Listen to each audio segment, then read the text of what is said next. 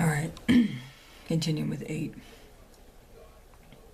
When we got over all that shit, I guess we still didn't give a fuck about whether she were to get knocked up again or not. Things changed. We started experimenting.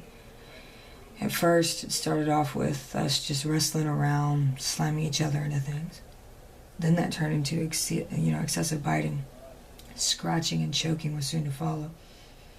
When that wasn't enough, we both realized we shared the same fascination with intense violence. And we pushed it to the limits by beating the fuck out of one another during intercourse. I let her tie me up and torture me to her satisfaction, and she let me do the same. In time, we became careless about hiding the evident marks on our bodies. Eventually, her mother saw the aftermath on her back while she was in her room changing. She confronted Nikki about it, and Nikki tried lying, and her mother blamed me, assuming I was beating her in all of this mess. So unfortunately, her parents forced her to stop seeing me, or they were going to call the police and have me arrested for domestic abuse. Like I was going to sit there and explain to them what was really going on.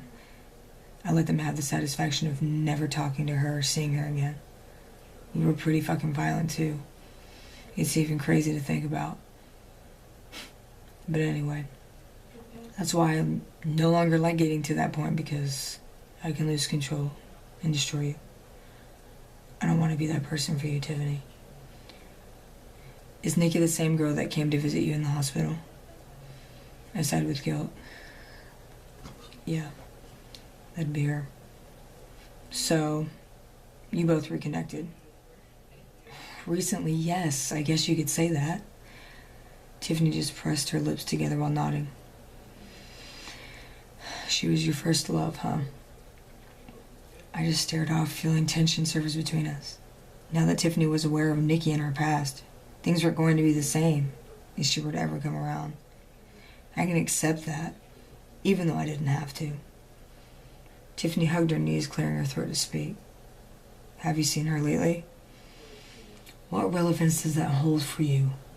Just answer the goddamn question, Malice. Yes or no? Her voice became stern. Yes, Tiff, but I don't see why that even matters. It matters to me because I really like you. I didn't put 2 and 2 together at the hospital until now. I see why she was so hurt by your appearance. Yet I'm puzzled at the fact that you sneak around seeing her when she is seeing Charlie. Where did you come by that information? My jaw clenched. I'm not a fool, Melly. I pay attention. I overheard Trent talking about the feud between you guys. Now it all makes sense. I had no idea where she was going with this, but her stiff posture and her frown in her face that she held, I knew it was never good. You claim to have no knowledge of what Trent had spoken to Nikki about. Why did you lie? And what exactly are you trying to say? She drew in a deep breath, crawling out of bed. My eyes followed her as she bent over, picking up my clothing. I think you already know. She tossed my clothes on my chest, standing with her hands on her hips. I didn't lie intentionally. I just chose to ignore the possibility of it being true. Seriously? You and I are not together. If I knew you felt so strongly towards me, then maybe I would have been more considerate. No. Your loyalty and so-called consideration lies with that girl, Nikki. I find it quite pathetic and disappointing that you would rather be a sleaze and tiptoe around with some scandalous, treacherous bitch that you have a bad history with, than to be with someone who is willing to, give you everything without a cost. Jesus Christ, Malice. I'm not some slut who just sleeps with just any guy. I thought you and I had potential. Now it stands clear that this, apparently, isn't on your agenda. I jumped out of bed quickly, dressing myself out of frustration. Tiff had a key point, but I was not backing down. I stood relentless as always. Don't you dare stand there and act like you know a damn thing about me and Nikki. She has always been my first, especially in my heart, I panted. I watched tears form in Tiffany's baby blue eyes. When she puts you second, she paused, trying to maintain her composure. But if she didn't, she wouldn't continue to stay with Charlie, now would she? You're a damn fool if you believe otherwise. And what's even worse is you had your ass handed to you on more than one occasion. When the fuck are you gonna wake up, Mally? He will never stop coming after you until you leave her alone. What the hell are you waiting for? You and Nikki aren't in high school anymore. It's time you let shit go and move on before you wind up dead in a fucking ditch somewhere. She said, exasperating.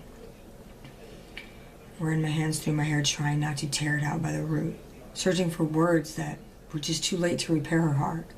I let it lie in a pit of burning thousand degrees of my anguish and hers alone. No one has ever stood up to me about Nikki like that before now, and it pissed me off. I didn't know how to come to terms with letting Nikki go for good. It just wasn't in my plans. Yet why was I toting Tiffany around like some play toy that I only used when it was necessary for me? She is such a beautiful girl, and I was being more than foolish. Was I wrong for what I had been doing? Or was I just trying to satisfy a wounded heart that longed for an absent comfort from the one that it needed the most? Either way, I just wanted to run away to a place secluded. I needed to be in solitude in order to reassess my emotions and clear my head. Alright guys, that was the end of chapter 8. Hopefully you guys enjoyed that. A lot of interesting shit is happening, and it's about to continue in chapter 9. So thank you guys for tuning in. As always, you guys mean a lot.